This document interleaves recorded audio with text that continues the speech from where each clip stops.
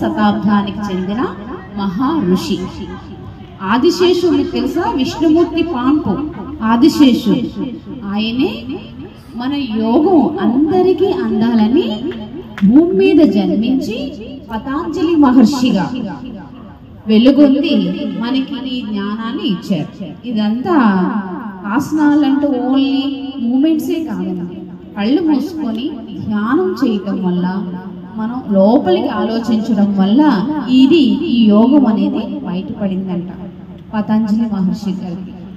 ఆయన ఒక హోళిక అనే మాత సూర్య భగవానికి ప్రార్థిస్తుంటే స్నేక్ రూపంలో పైనుంచి ఆమె చేతుల్లో పడ్డారంట. చేతుల్లో పడి కిందకి జారారు. అందుకనే పత అంటే యోగం, జారి పడవల అంజలి, పతాంజలి అని పేరు వచ్చింది. యోగా అంటే శరీరము మనస్సు రెండూ కూడా బ్యాలెన్స్ అవ్వడానికి ఉపయోగపడతాయి అన్నమాట.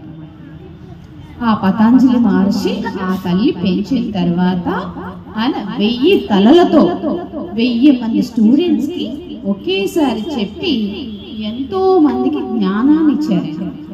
ఆ పతాంజలి మహర్షి పుట్టుకతోనే స్నేక్ రూపంలోనే పుట్టారు, కానీ జ్ఞానం ఆయనకి లోపల ఆటోమేటిక్ గా ఆ యొక్క జ్ఞానాన్ని ప్రతి వ్యక్తి స్టూడెంట్ కి కళ్ళు మూసుకొని చెప్పారన్నమాట.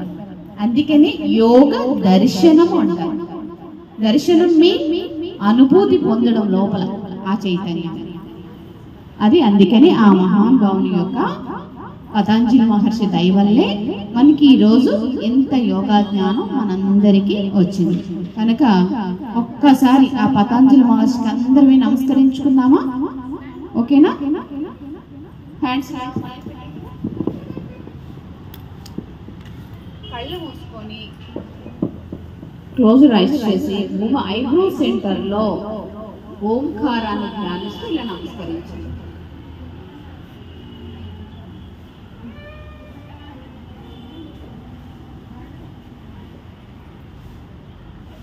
స్టాండ్ గా వచ్చి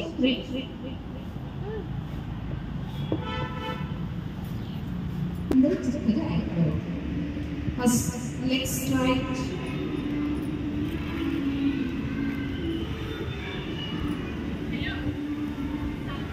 like this. Fold your right leg, left hold, sitting Vajrasana. Spine, neck has right leg. First చూడండి, తర్వాత చేయండి. ఫస్ట్ నేను ఎలా చేస్తున్నా చూడండి. ఈ ఆసనం చేయడం వల్ల థైరాయిడ్ రాదు. ఫస్ట్ పిల్లలకి థైరాయిడ్ రాదు, బాగా బాగుంటుంది. పిల్లలకి బ్రెయిన్ బాగా యాక్టివ్ అవుతుంది. చెవి ముక్కు సమస్యలు చక్కగా తగ్గిపోతాయి.